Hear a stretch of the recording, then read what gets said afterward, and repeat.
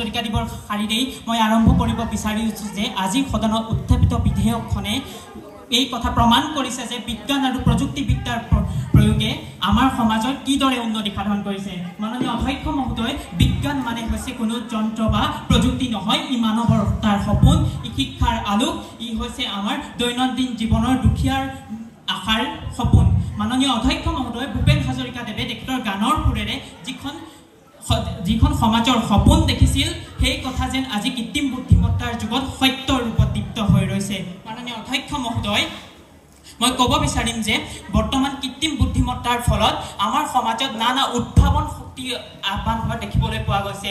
মাননীয় অধ্যক্ষ মহোদয়, কৃত্ৰিম বুদ্ধিমত্তাৰ প্ৰয়োগে আমাৰ সমাজত যি এক নতুন পৰিৱৰ্তনৰ সূচনা কৰিছে সেয়ে আমাৰ জীৱনৰ মানদণ্ড উন্নত কৰিছে। কৃত্ৰিম বুদ্ধিমত্তাৰ প্ৰয়োগে আমাৰ শাৰীৰিক, মানসিক, বৌদ্ধিক আৰু আধ্যাত্মিক অৰ্থাৎ সৰ্বাংগীন উন্নতি সাধনত সহায় কৰিছে। মাননীয় অধ্যক্ষ মহোদয়, কৃত্ৰিম বুদ্ধিমত্তাৰ প্ৰয়োগে আমাৰ সমাজৰ যি বৌদ্ধিক বিকাশ তাৰ বাধা জন্মা নাই, বৰঞ্চ ই আমাৰ বৌদ্ধিক বিকাশত সহায়হে কৰিছে। মাননীয় অধ্যক্ষ মহোদয়, কৃত্ৰিম বুদ্ধিমত্তাই মানুহৰ চিন্তা শক্তি আৰু দক্ষতা বৃদ্ধি কৰিছে। মাননীয় অধ্যক্ষ মহোদয়, প্ৰযুক্তি যেতিয়া এটা নতুন আৱিষ্কাৰ হয় তেতিয়া মানুহে সেই বস্তুলৈ সংশয় কৰে, ভয় কৰে। কিয়নো মাননীয় অধ্যক্ষ মহোদয়, উদাহৰণস্বৰূপে যেতিয়া কম্পিউটাৰৰ আৱিষ্কাৰ হৈছিল তেতিয়া মানুহে ভাবিছিল যে কম্পিউটাৰে মানুহৰ স্থান দখল কৰি মানুহৰ নিবনুৱা সংখ্যা বৃদ্ধি কৰিব। তাৰ পাছত ঠিক একেদৰে যেতিয়া কেলকুলেটৰৰ আৱিষ্কাৰ হ'ল তেতিয়া মানুহে ভাবিছিল যে কেলকুলেটৰৰ আৱিষ্কাৰে মানুহৰ গণিত কৰিব পৰাৰ যি ক্ষমতা সেই ক্ষমতা সম্পূৰ্ণৰূপে নিষেধ কৰি পেলাব। কিন্তু মাননীয় অধ্যক্ষ মহোদয়, সময়ত সেই সকলো যেন এক নিষেধ এটা ভুৱা বুলি প্ৰমাণিত হৈছিল। ঠিক সেইদৰে আজি সদনত উত্থাপিত সন্মানীয় চৰকাৰী পক্ষৰ বিষয়াসকলে যি এখন বিধেয়ক উত্থাপন কৰিছে সেই বিধায়কেও একেই সংশয়েৰ পৰিচয় দিছে। সেয়েহে মাননীয় অধ্যক্ষ মহোদয়, মই তীব্ৰভাৱে বিৰোধিতা কৰিছোঁ আজি সদনত উত্থাপিত বিধেয়কখন আৰু গ্ৰহণ কৰিছোঁ সন্মানীয় বিৰোধী পক্ষৰ আসন। মাননীয় অধ্যক্ষ মহোদয়, আমাৰ শিক্ষা ব্যৱস্থাৰ এটি ত্ৰুটি বুলি ক'লেও ভুল নহ'ব আৰু সেয়া হৈছে পেৰট লাৰ্ণিং, অৰ্থাৎ ভাটৌৰ দৰে মুখস্থ কৰাৰ যি বিদ্যা। এনেধৰণে বিদ্যা আহৰণ কৰালে কিন্তু ই আমাৰ বৌদ্ধিক বিকাশ কৰিব নোৱাৰে। কিন্তু বৰ্তমান সময়ত কৃত্ৰিম বুদ্ধিমত্তাৰ জৰিয়তে মানুহে যেতিয়া নতুন কিছুমান বস্তুৰ জৰিয়তে অৰ্থাৎ কিছুমান AI ভিত্তিক এপ্লিকেশ্যনৰ জৰিয়তে যেতিয়া কোনো তথ্যৰ কিয় আৰু কেনেকৈ সেই তথ্য সঁচা ৰূপত প্ৰতিষ্ঠিত হৈছে সেই বিষয়ে সম্যক জ্ঞান আহৰণ কৰিব পাৰিব, তেতিয়া নিশ্চয়ভাৱে ই আমাৰ শিক্ষাৰ্থীসকলৰ বা নৱপ্ৰজন্মৰ বৌদ্ধিক বিকাশত এক সহায়ক শক্তি হিচাপে থিয় দিব।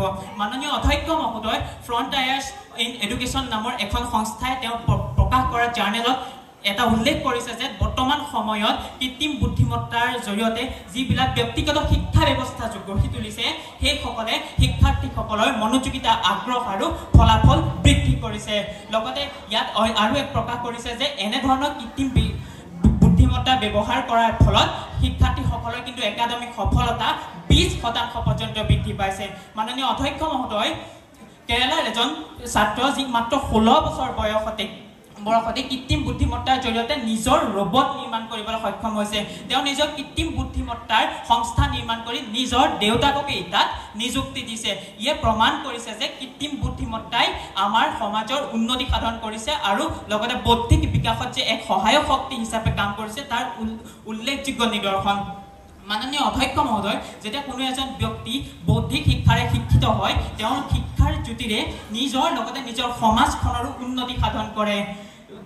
নীতি আয়োগে 2025 বৰ্ষৰ প্ৰদান কৰা প্ৰতিবেদনৰ মতে ভাৰতবৰ্ষত প্ৰায় 4 নিযুত নতুন চাকৰি সৃষ্টি হ'ব।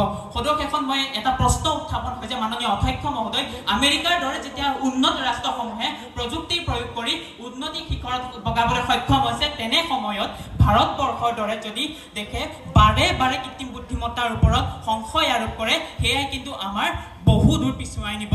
সেয়ে মাননীয় অধ্যক্ষ মহোদয় সদৌ ক'ব বিচাৰিম যে আপোনাৰ জৰিয়তে চৰকাৰী পক্ষৰ সদস্যসকলক ক'ব বিচাৰিম তেওঁলোকে এনে এখন বিধেয়ক বাতিল কৰি আমাৰ লগত যাতে সহমত প্ৰকাশ কৰে তাকেই কৈ মোৰ বক্তব্য সামৰণি মাৰিছোঁ। ধন্যবাদ মহামান্য সদন, ধন্যবাদ অধ্যক্ষ মহোদয়।